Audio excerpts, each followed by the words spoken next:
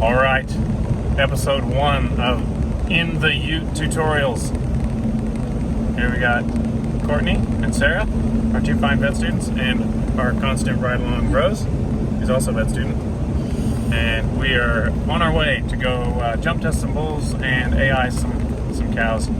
For the folks that own Paratrooper, the record-breaking $160,000 Angus bull over here in Australia, who this year one of his sons sold for $280,000. Wow. Yeah, crazy stuff, hey kids. So we're talking about BVD, bovine viral diarrhea, or bovine viral diarrhea virus, which is kind of like the Department of the Redundancy Department, or in Australia we know it as bovine festivirus. So tell me what you know.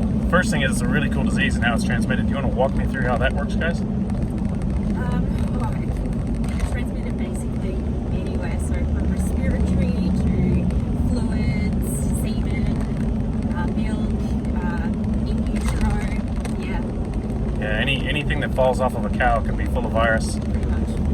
If the animal that's spilling it is a... Yeah, PI. So what's PI stand for? Persistently infected. Why is he persistently infected? That seems like weird language. Persistently infected. Compared to, what's the other option for infection? Yeah, transient. So when you have the flu or whatever, you're transiently infected with the flu. You get it, you get over it, you have immunity until the virus changes. Influenza is highly mutable, much like COVID, highly mutable. So potentially a different strain of COVID will come back, and if we've already had it, we'll get it again. Hopefully, prior exposure to another variant will give us a little bit of immunity, and then also those of us that are getting vaccinated, happy days. Okay, but going back to BVD, transient infection, yep. But there's these animals that are persistently infected, which means they're infected for life. Why is that? How do they become a PI? Well, there's two main ways that they can become a PI. So the most common way is if their mother, while they're in utero, their mother is exposed to the virus. Yep. And then Becomes transiently infected herself, yes? yeah, so she becomes transiently infected, and then the calf, like in utero, the virus actually gets incorporated into the DNA of the calf, so it's Kinda. it kind of thinks that it's part of it. Yeah, It's yep. not so it doesn't, the immune system doesn't recognize it as something to Spot on. Yeah, it's they're there are viruses called retroviruses, like herpes viruses, that they hide in our DNA, so they essentially get incorporated in our DNA, and then when we get stressed, they recrudesce and they come back out, and so those are called retroviruses. BVD is just a simple single-stranded nonsense RNA virus that just replicates. It doesn't really hide in our DNA. However, as you were alluding to, when they get exposed at a certain window, like us when we were in utero inside our mothers, hi, inside my mama. There's a stage when every cell in our body went past our thymus, which is up here in your throat, and we're born with quite big thymuses, and then they get smaller as we age. And what the thymus's job is to screen all the cells in our body to say, this is me, this is not me. So, my nose, my ears, my kidneys, etc., etc. If I give you my kidney, your body would be like, it's not my kidney, get it out of me. So we'd have to give you immune suppressive drugs. Hopefully we try to match us, so maybe I'm typo negative, maybe you're typo negative, maybe we're related, maybe we're brother and sister, maybe we're not. Things like that. If you're from Wild Horse, where I'm from, we're all related, so we can all donate to each other, because there's only 12 of us. So that happens in baby calves in utero. Now here's something else that's really cool about cows compared to humans. In humans, our mother's immune system comes across the placenta. Whee! So when we're in utero, we're exposed to our mother's immune system. Our blood mixes, and that's why a mother who's Rh negative has to take special drugs if she has two Rh positive babies, because they'll be in the Rh factor, blah blah blah, all that stuff, because the blood mixes. In cows, for some reason, and it's just the way they were designed, the blood never mixes. So the calf is kept separate from its mother's immunity. So if a cow gets transiently ill with BVD, if any of that virus gets across the placenta into the calf, it's in there with the calf, and the mother's immunity cannot help. So it's in there doing its own thing. And the calf's immune system doesn't develop until around 4 to 5 months. So it doesn't have an immune system to combat the virus either, because it doesn't know what self is yet. So there's a window when it goes through this process of screening for self, and that is at what age in utero? It's a hard one. It's between, so it's 4 months roughly. Okay. So if the virus crosses the placenta prior to 4 months, it either results in early embryonic death, if it's like under 30 days, results in resorption or abortion, or mummified fetus or what have you. Or if the calf survives the infection, thinks BVD is normal when it goes through that self-recognition phase, and it thinks BVD is normal, so it does nothing about it for the rest of its existence. So it's a pretty whack job. It's a pretty cool disease, and how it's kind of like bees and flowers, except this thing likes to kill flowers. It's like an evil bee, like a murder hornet or whatever. So it's if the virus gets in to cross the placenta, gets into that calf before 4 months of age, the calf thinks BVD is normal, and so the virus just replicates ad nauseum. So some stuff done by an amazing lady named Julia Ridpath, where she titrated out how much virus each animal was producing. A transiently infected animal would produce on the order of 1,000 to 10,000 viral particles per mil of secretion. It's stuff like you were talking about, Courtney. PI sheds on the order of 1 million to 1 billion particles per secretion. So they shed. We got a call there that interrupted our dissertation, but we should not pick up where we left off. Thank you for rejoining our program. So these animals that get exposed under 4 months of age, they think the virus is normal, and those animals, the virus replicates ad nauseum, and they shed enormous amounts into the environment. And so everyone they meet, they give the virus to. And if the animal's already immune, it doesn't do much. If the animal's been vaccinated, it does less, because vaccines, rarely confer the same immunity as natural exposure. And if an animal's never been exposed, it makes it worse. So if they're trying to get pregnant, and even up to 2 or 3 months prior to joining, it can affect the ovaries, so it can interfere with cyclicity. So you can get lower conception rates in animals that were exposed even months or a couple months in advance of joining, if it was their first time. And if they get exposed in the first 30 days, they tend to go through early embryonic death, and they'll lose that conceptus. If they go between 1 to 4 months and the calf survives, it's going to be a PI, and that's how the disease is propagated. If it gets exposed between 3.5 to 5 months, something else cool happens. Do you remember what that is?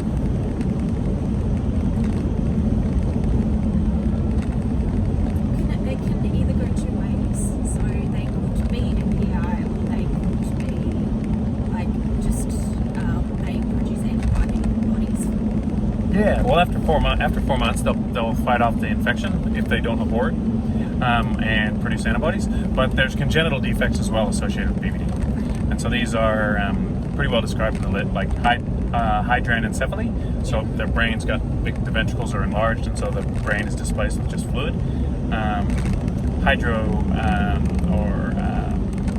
Cerebellar aplasia, so they don't have a cerebellum. So the brain's the thinking part of the brain, like, do I like grass or do I like clover? The cerebellum is like, I'm going to walk over there and I'm not going to have to think about it while I'm doing it. So animals without a cerebellum tend to struggle to suckle, struggle to learn to walk. They're staggery, they fall over. Whenever you stress them, they trip up and fall. So they're a bit funny looking. The lack of cerebrum, I had a calf that was pretty much brain dead that I saw. Like, it was crazy. Like, the lady rang me and said, this calf just won't suckle. And I said, we'll just give mom in the crush and put the calf on it. And she goes, no, I tried that. He just it was like one of those statues at the mall, like, those people that paint themselves silver. It was crazy. You could stick your finger in his mouth and do it. And that was about it. But he was vacuous. We euthanized him, and his brain, when we took it out, it was just a thin layer of cortical tissue, and it just collapsed like a balloon once all the ventricular fluid came out of it. So he essentially had no brain. He had a cerebellum, but no cerebrum. It also causes microphthalmia, so small eyes, or other eye abnormalities, brachiognathia, which is a short bottom jaw. And they get kind of long, skinny faces sometimes. Causes arthrogryposis, which is crooked limbs. And so there's a whole bunch of little syndromes that BVD can cause, which are called congenital defects. And as what you're referring to, Court, is sometimes those ones with the CIs, congenital defects, sometimes they're PI, sometimes they're not. Sometimes it happens before 4 months, sometimes after 4 months. So it can be either way. And then after 5 months, the calf's born normal, meaning he's born with antibodies to BVD because his immune system's up and running. But there's a gal named Claudia Munoz that did some stuff on California dairies where they bled calves at birth to find out whether or not they'd been exposed to BVD in utero. And the incidence of scours and respiratory disease was twice as high in calves that had been exposed in utero compared to calves that weren't. So it still has some bit of an effect. BVD is really immune suppressive, and so probably that exposure in utero could either have a carryover immune suppressive aspect to it, or potentially maybe it interfered with the whole you know, the starting up in utero of the whole immune system and how it functions. So pretty cool, pretty crazy disease. Now here's something like really kind of weird. Like, so BVD is spread by these PIs, right? We're all cool with that, yeah. And if you think back into the dream time, like back in Europe, when the aurochs were wandering around these little groups of animals, and there was probably, like, in a lot of, you know, cloven-hoofed animals, there's a dominant male, and there's a bunch of ladies, his little harem, and there are a few little males that kept getting kicked out. And then within that small group, immunity would get high pretty quickly, and so then the carriers, because the virus wants to live like everything, so the PIs, they want to find somebody to give it to, and so they want to find a naive animal. PIs always have PI calves themselves, which I think you were getting ready to say, Sarah, as well. That's the other way, which is about 10% of the time, but most of them are from inadvertent exposure of naive animals to guys. But these PI, within that little group, it needs to get into another group, right? So how's it going to get to that other group?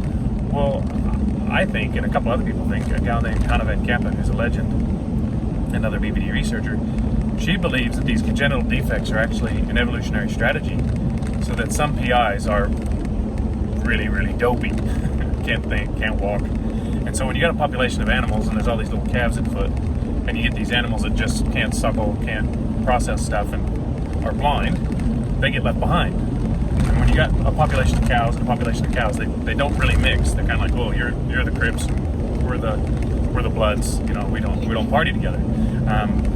But if you got a single animal in a paddock, a population of cows will go to it out of curiosity and get around it and go, hey, who are you? What are you up to? Do you need help? You know, you don't. If you're driving down the road and there's about 60 people with guns sitting on the side of the road, you don't stop to see if they need fuel. But if you got one guy sitting there, you give him a hand, right? So it's kind of same scenario. So she believes, and it makes sense to me, that these congenital defects are actually just another part of how this highly specialized virus has learned to live with cattle. So it's freaking wild, isn't it? So these PIs transmit it. So the way the disease is propagated is a PI is born, either from a PI mother or from an animal that got exposed in utero. He cruises around doing what he does. Everyone he meets, he makes sick, suppresses their immune system for up to a couple months, so we can see more scours, more respiratory disease, what have you. So that's bad. That costs money. And then in the meantime, when it gets up around some breeding animals, it can expose an animal that's naive, it gets sick, it produces another PI. Meanwhile, that PI dies, because PIs tend to die over time. And that's how the disease gets transmitted. So every disease has a way of staying in the population or in the environment. And that's BVD's highly specialized methodology. However, their exceptional viremia is like an Achilles heel. So we can use that through diagnostic capabilities to find these PIs. So now that we've talked about how BVD works, did we cover that well enough, do you think? Yeah. Sweet. Now let's talk about, I'm Joe Farmer. How y'all doing? I want to get rid of BVD on my farm. Hello, ladies. What do I do first? So how are we gonna go about trying to manage BVD systematically on an individual herd basis? What's the first step? At the very basics, we want to say which of you have BVD. Yeah, So totally. what makes you think you may have it? Are you struggling to get pregnant? Are you losing animals? Like losing stillbirths and stuff like that? Yeah, it could be on the back of a disease investigation, 100%. Okay, so let's say we got a guy and he says, I think I might have it. Or maybe we've done a really good information push in our district. Like years ago, I surveyed 150 properties in Esperance to see whether or not they had exposure to BVD. Because I wanted to work with the Ag Department. I got some funding from Pfizer, the company at the time that had the vaccine, the only vaccine in Australia for BVD, Pestigard. And I said, look, I want to know how much is around. And so they assisted me. So he just gave me, or Pfizer at the time, gave me $5,000 as a young vet. And the Ag Department agreed to do my diagnostic testing for free. So my quick and dirty way of seeing whether or not farms had it was to, when I was preg testing, I'd explain how I got this funding. So it's not going to cost you anything. Would you like to participate? And everyone was like, heck yeah, let's do it. And so yeah, so let's say we're at the next phase. We want to prove that it's there. So as you say, we want to show it's there. What's the easiest way? The most sensitive way to see if it's around?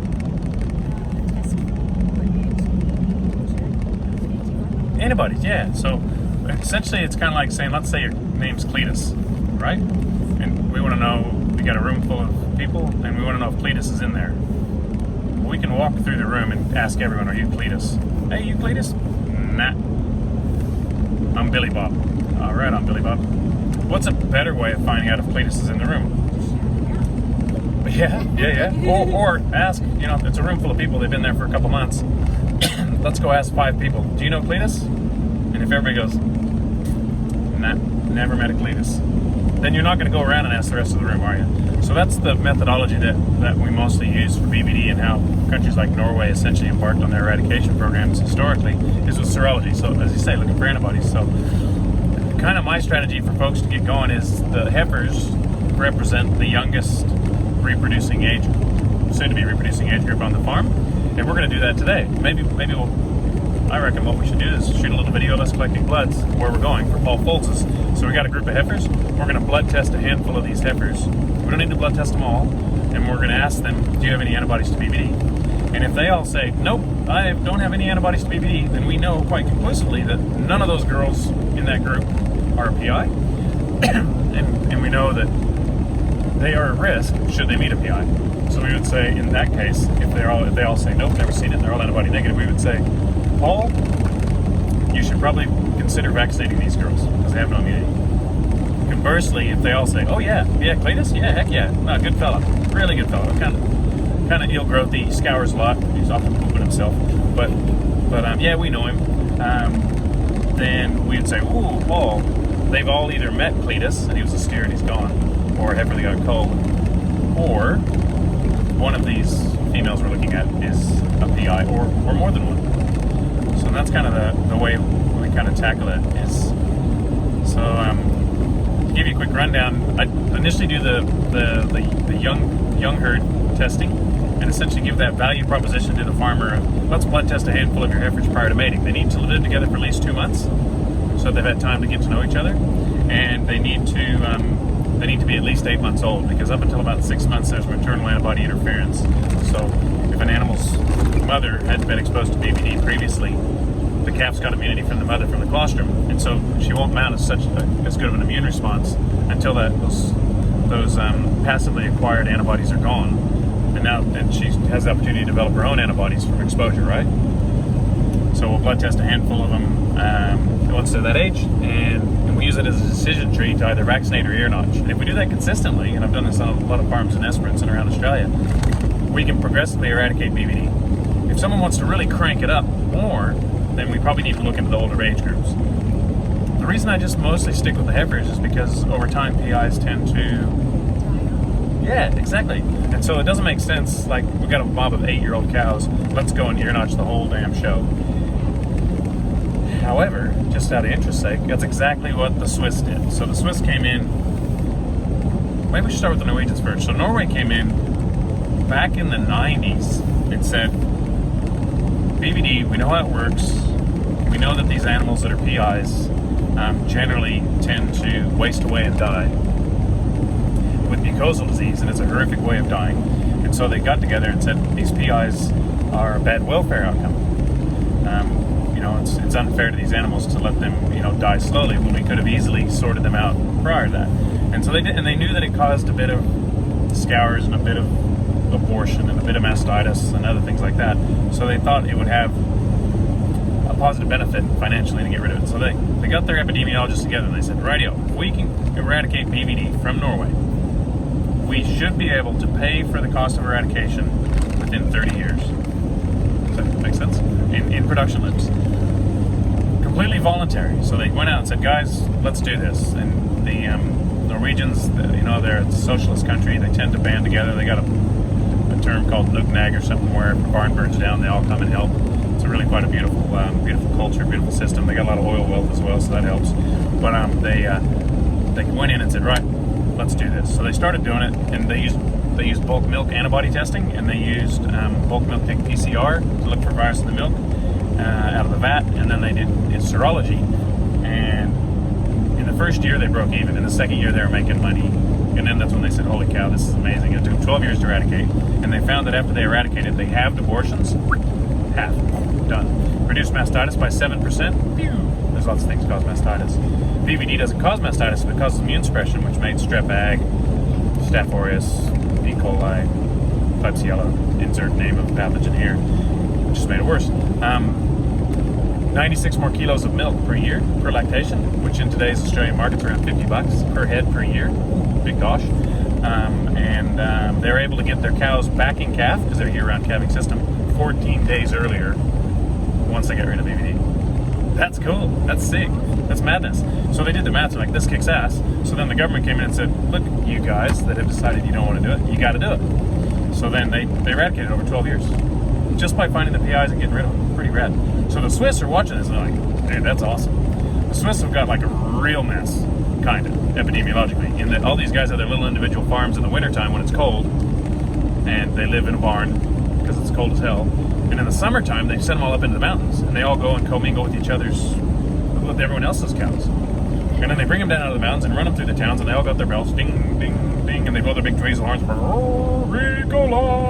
and the cows come down, and the tourists from America come and take pictures, and Australians click, click, click, click, and we show them to our friends when we get home. This is a freaking shit show when it comes to the epidemiology of BVD, you know, because you got animals from different sources being separated, then commingled, separated, commingled. So they're like, we are gonna nip this thing in the bud. So they said, right on, it's on like Donkey Kong.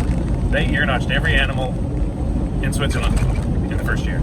Bam, everything, every single animal. Wash, wash, wash, wash, wash, wash, wash. The incidence of PIs was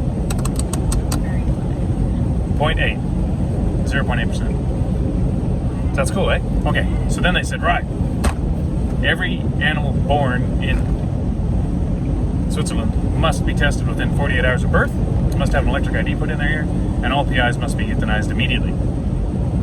So in the next year, guess what the incidence of PIs was?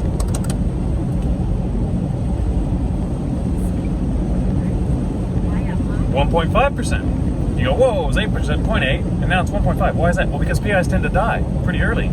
So the first test was everything that was alive at the time, and then the next test was everything within 48 hours of birth. And most PIs don't live beyond, a fair proportion of PIs don't live for more than a few weeks. So it was 1.5%. By the next year, it was down to like 0.3 or something. By the next year, it was 0.05, and it was within 5 years. For all intents and purposes, they eradicated BVD from their entire country just by ear-notching everything at birth. That's rad. That's cool. That's pretty cool. It is, yeah. But to test everything is kind of expensive. So here in Australia, we don't have Nug-Nag. You know, farmers get together and they say, do you want to cooperate? And they say, yeah, we got something called Nug-Nag, you know, where we cooperate. It's called go and get fucked. And so we're all individuals, we all do our own thing. Some people believe in BVD, some people don't. But at a herd level, we can eradicate it. And so the focus for me has been to make it as economical as possible as far as the implementation, is to blood test your heifers prior to mating. If they're immune, ear-notch them. If they're naive, encourage people to vaccinate them, and then continue to vaccinate them from there on, and do that every year. And if you do that, then you know that each new generation of heifers is relatively immune and PI-free, and the PI should die out over time. If we're struggling and we're still getting immunity coming through in our calves, even when we're doing this, then there might be an adult PI somewhere who's producing a PI calf every year that's throwing a bit of flies in the ointment. So what we could do is we could ear-notch anything that looks like hell at calf marking, and then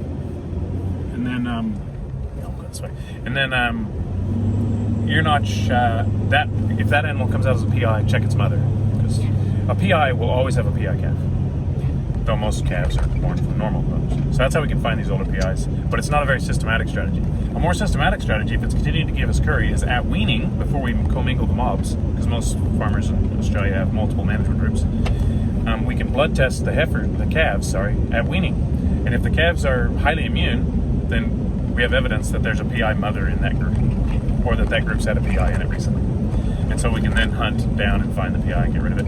And then eventually, you know, everything will run smooth. And then the idea is to continue doing that heifer serology every year, because the next phase is biosecurity. So you got your neighbors, you know, are they going to reintroduce BVD? And it's not a huge disaster if they do, because if it comes into your herd, over the fence, an animal gets exposed, that animal's now carrying a PI. The PI is going to hit the ground in a normal beef southern production herd, where everything's either heavily pregnant or just calved. So it's a window where the mothers aren't going to have a bad reproductive outcome or as severe. So hopefully it'll be a self-limiting system, as long as we don't allow that PI to be retained as a replacement, come back into the system, and then the fireworks can really start when you inadvertently box management groups where you've got animals without immunity and PIs. That makes sense? During early joining. So that's the idea. My dream, I have a dream. I have a dream of all replacement levels being immune and PI free. Can I have a hallelujah? So my hallelujah. Rose, you gotta say hallelujah. And the dream is that screen each new group of replacement efforts if they're immune. Let's ear notch them. We don't need to vaccinate them. And what I normally say to producers is, well, if we've ear notched them, let's ear notch their management tag so it shows that they've been vaccinated as well. And then if they're naive, we put them in a vaccination program. And then in a perfect world where someone's completely risk averse, every year when they're preg testing or at some stage during their management system, as the cow's coming through the crush and they're giving their annual booster or PestiGuard, they can look and see if there's a notch in the tag. If there's a notch in the tag, she doesn't need vaccinated. If there's no notch in the tag, give her a booster. And so then we could have a population of immune animals. And then if enough people get together and we sort it out, because right now probably stuff from St. George back in the 60s said 90% of Australian farms have evidence of exposure to pesty. So one could speculate that probably 3/4 of farms are endemically infected with BVD. But as soon as people start coalescing and getting themselves organized, potentially we can start backing out of the vaccination side of the story down the track once we start making some headway in eradication at the individual farm level, coalescing into larger areas. And people just continue to do that simple serology. Because just testing 5% of the heifers at say $20 a head works out to $1 a head distributed over the population of heifers, which is really cheap. So it's a really cheap tool to give you a good value proposition. Am I going to ear notch them, which costs me about $10, or am I going to vaccinate them, which is going to cost me about $10 plus $5 a year for the rest of their life? You weigh it up. Which way am I going to go? You don't need to do both, but I would hate for people to do neither. Pick the one that's going to help. So does that make good sense? Is that cool? So that's what that little booklet's about. Yeah. Do you have any questions from all that? Anybody? Yeah. Okay. So if you want to sell your cows, do you have to test BVD? You don't. In the U.S., there's a big push has been a big push for high-risk cattle to be ear-notched as they hit the feedlot, because there's good evidence that it can have a pretty profound impact on their performance in the feedlot. A guy named Bill Hessman showed that a PI in that pen versus a pen without exposure at closeout, meaning once they closed out the pen and looked at all the costs and all the returns on the carcasses, et cetera, the cost of the PI was $67.49 per fed animal. So that's the effect of the PI on the rest of the mob, mostly with more BRD and other infectious disease, lower feed conversion. So it's pretty wild. Like, this thing's a seriously bad mamma jamma. And we just kind of had our head in the sand for a lot of years about it in Australia. And so people are just starting to come to terms with its cost. So in the US, we used to do a lot of testing at the feedlot. Now in the US, there's a lot of testing at the stalker level. So people that supply feedlots will buy in calves, test them, and then when they sell them to a feedlot, might say, look, these have already been screened. A lot of seed stock herds in Australia sell their bulls as PI tested. That's something I got going years ago. And for the obvious reason, no one wants. Some PIs look good, and if you bought a bull that's a PI, it can cause a real wreck. We had a farm in Esperance that had exactly that happen. They had a little bull that they bought, pretty nice bull, looked good, and then going into joining, started to waste away. And they thought, oh, geez, he's hurt himself. We'll just won't use him. And then one of the other mobs, a bull broke his leg, and they were short on bulls. So they thought, well, let's put fuzzy nuts in there. He'll be right. At least he'll get some calves, but he was a PI. And the other bull had already made some animals pregnant, and the cows were naive. So when he came in, it just caused a wreck. We had a really low pregnancy rate, and then a bunch of PIs out of those calves from old fuzzy nuts, the PI bull, who looked great when they bought it. So it's really important that all seed stock bulls are PI tested prior to sale. We do a lot of that, and we do a lot of that through cohort serology. So if a guy's got 100 bulls or 200 bulls, like for instance Harry Lawson sells somewhere around 400 or 500 bulls, we blood test a handful of his bulls because they're all living together for a long time, and if they're all naive, we write a cert that none of them are PIs. The other area where PI testing is really, really important is shows. So we almost got the Perth World Show to be the first show in Australia to mandate PI testing. A section of the committee got pretty wound up about it and thought, oh, it's just another cost that we're going to have to do. Whoa, we're on a bouncy road. Hang on, guys. Stay with us. And so they came in and ran an emergency meeting and actually voted it down. And they said, all right, we're going to do it next year. Well, the next year we did it. And out of the 200 entries of the Perth Royal Show, we found 13 PIs. Or 700, 13 PIs, yeah. That's really hard. Yeah, 700 entries, 13 PIs. Yeah, 1.9%. Madness. So I went up and gave a talk in the Charlotte tent, and then I went around to some of the different stalls and was just talking about BVD and things. And a bunch of the people said, "Oh, yeah, I had a calf this year that couldn't come." I said, "Was she at the show last year in utero?" And they said, yes. So what had happened the previous year is there would have been a PI, probably. Yeah. These cows came from different studs and different show farms, which are often smaller production systems. They came to the show, naive females, who then met a PI at the show, and then went home to a PI. So yeah, so most royal shows now, and Perth was the first show to mandate everything tested in Australia, but most royal shows now mandate PI testing for anything that comes to the show, and it's really important because it's so unfair. People that work so hard to do the right thing, and they're taking them to the show to help benefit the industry and have them get pineapple by having some of their valuable animals go home with a PI. We had a $35,000 Brahman bull come down as a PI. Yeah, ouchie. Another really good friends of mine, they had an Angus stud. They, prior to adopting my methodology, had a belief that BVD was just, oh yeah, BVD, yeah, no, it's around, blah blah blah. We know we've got it. We're pretty self-limiting. They're very bright people, but they've done their work and thought because they ran a highly rotational grazing, highly intensive system, they thought that BVD was self-limiting because they assumed everything was getting exposed. The caveat to that is if everything gets exposed, there's no one to produce a PI. So what happened to them is they had a PI in their heifers, and they lived together for a long time, and then they got joined. And because the PI had lived with those heifers, if we'd have blood tested them, they'd have said, yep, Cletus is here, we would have found her, got rid of her, right? Because they'd lived together for a long time, they were all immune, so everything went just fine. And then when they calved, there's about maybe 350 of them that calved, there was one PI calf, and that was the PI calf of the mother, right? Does that make sense? The next group of heifers that came through the system, their mothers had all been exposed to BVD previously. They were older groups than the groups we just talked about. Those groups were yearlings when these girls were born. So those the parity above them didn't contribute to that population of replacement heifers because they were yearlings. You follow me? Their mothers had all had BVD previously, but the PIs had died out. So those calves were born from immune mothers. They got passive immunity, which only lasted for about 6 months. And then by the time they were weaned, they were all naive. So they got 2 rounds of AI, 6 weeks back up, preg tested 6 weeks out. There were 335 preg tested in calf. And due to tight feed conditions, they boxed them with that group 1 year older than them that had the PI with them. 335 preg tested in calf. 50 of them aborted. And that's when we started looking into it, or the vet over there started looking at it. This is in Victoria. And then by the time they weaned, they lost another 50 calves. Diagnostic samples showed that some of them were PIs. They started going, shit, we know what's going on. So there were 240 left. Ear notched them all. And guess how many PIs we found out of the remaining 240? 120.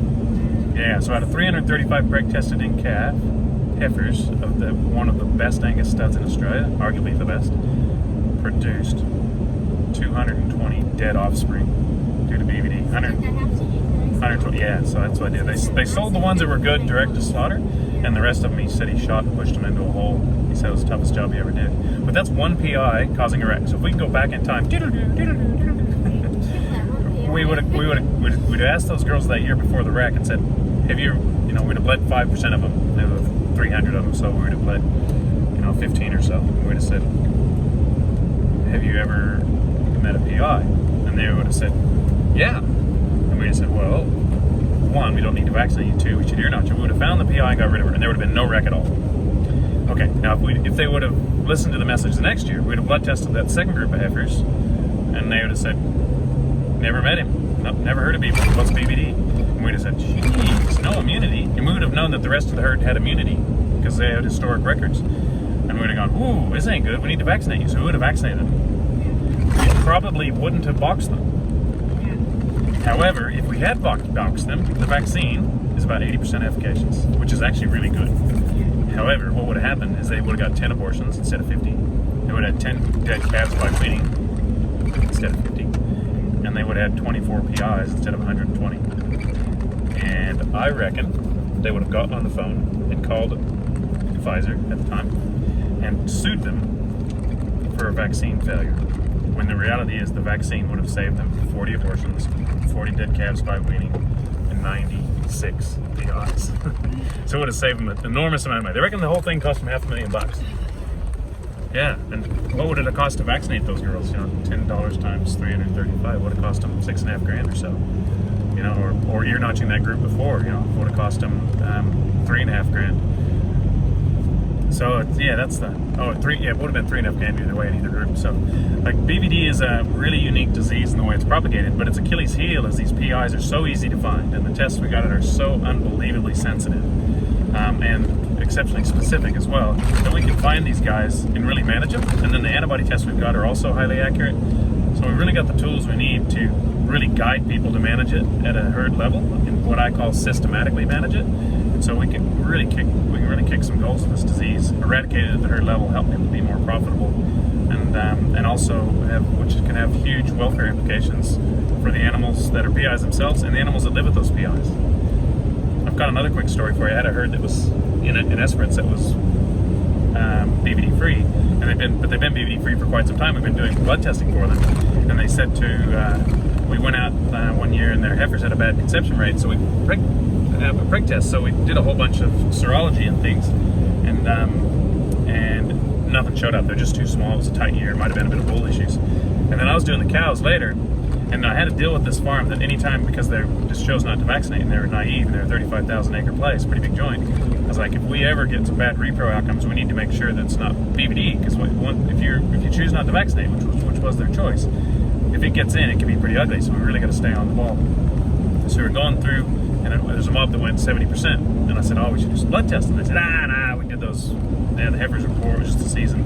Everything else was 90. And then we did another mob that was 90, and then another mob that was 70. And then I remembered that they'd had a really bad scours outbreak, like really bad. And they called me out and said, oh, we got these two management groups that are getting hammered with scours. And I was like, are they heifer groups? And he said, no, they're just two different older groups. And normally it's heifers because the mothers don't have great immunity. The colostrum they've got isn't as good a quality. You get scours in heifers' calves more often than in older cows. And I thought, well, that's kind of weird. And we took some ear notches and took some samples and found it to be rotavirus.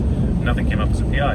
And I said, hey, let's just keep our ear to the ground, see what's going on. So when we were prig testing, I said to this guy in the second mob, I said, hey, what groups had the scours? And he said, well, this group. He had his book, this group. And I said, what was the other group? He said, oh, the green tags. So was that the other group? He's like, yeah. I said, I wonder if BVD's gotten in over the fence. A couple animals have started carrying PIs. They've dropped them, and those calves have been running around, these PI calves, with the other non-PI calves. Immune suppressed them, and that's why you've had a bad scours outbreak. And he went, well, you're telling the story. What do we need to do? And I said, well, we need to blood test a handful of every managed group on the farm. They had 12 groups. And guess what we found? They were all still naive, except for those two groups with the scours. And that's exactly what had happened. The PI, and they knew the animal. They said, oh, we remember now this had this stray that had come in, and it kept going through fences. Remember that got the crazy brains on these PIs. You know, like can't see, so it's walking through fences. And it had infected a handful of animals in both of those two groups, which then produced little PI calves, which then caused what was evident to us as a scours outbreak, and then in prig test was a poor reproductive outcome. So yeah, it's a freaking cool disease. It's got to die. Yeah, it's horrible. We need BVD must go. And so now hopefully when you get out there, you guys can be BVD warriors and help people to understand it, and it's going to be awesome. When we get to Foldsies, we'll do some blood testing so we can decide what to do with these heifers. Sounds good. Yeah. Sweet. Cheers, team. Love you, guts.